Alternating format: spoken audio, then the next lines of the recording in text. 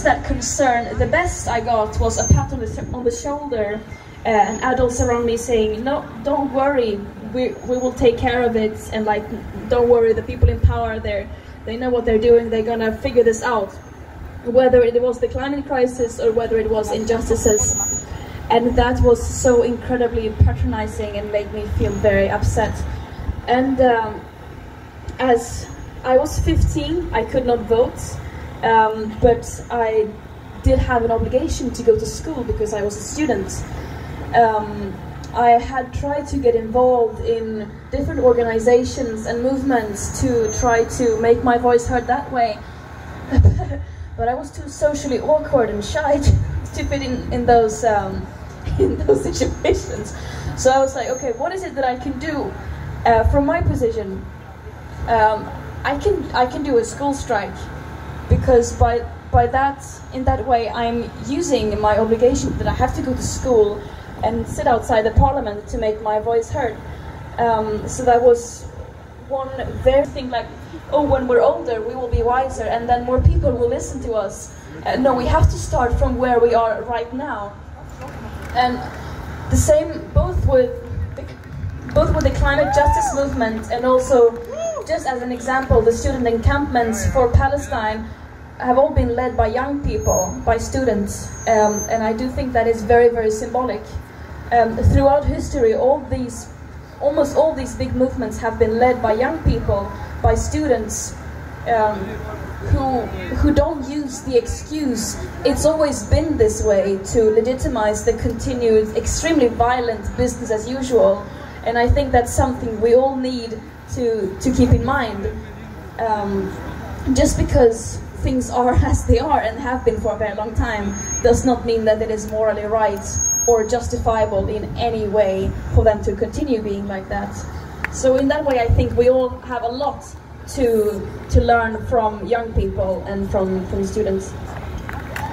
And with Greta Thunberg and Hasan Özbay, I'm going to speak directly to the press and this city's political elite. I'm going to say this statement in English. Do not attempt to translate it on your own. If you would like a German translation of this statement, we will give it to you. Over the last few days, political figures from various parties here in Mannheim have taken it upon themselves to brand this event as anti-Semitic and an incitement to hatred, and even calling our stances inhumane. There have been calls to shut down this panel discussion, to forbid Greta from even coming to Mannheim, to criminalize the participants before we have even opened our mouths. Yesterday, Amnesty Deutschland has officially designated Israel's actions in Gaza as a genocide. They published a 300-page report that details the extent of Israeli war crimes. The International Criminal Court issued an arrest warrant for Netanyahu and his former defense minister Yoav Gallant that member states in theory must abide by. So what is it exactly about this conversation when we say the same exact things as international bodies and human rights organizations? How is it that the entire world, an entire system of international law is wrong, and only Mannheim politicians from the local FDP and Grüne parties are the ones who are correct? How is it that the international community is urging Israel's accomplices to comply and do the bare minimum of ending military aid to Israel, and instead they are called anti-Semitic? Have words no meaning? Calling an end to genocide, calling for a ceasefire is also calling for the release of Israeli hostages and the tens of thousands of Palestinians languishing in Israeli prisons under administrative detention with no crime to their name. Those of you keen on demonizing and inserting meanings into our calls of liberation, I have a few questions for you. When will it be in history where one Palestinian life is of equal importance to one Israeli life?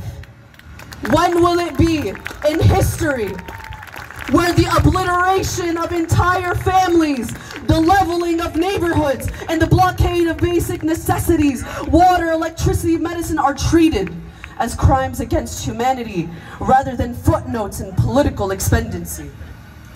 For those of you calling us inhumane, I ask you to look at the children of Gaza who have seen nothing but destruction.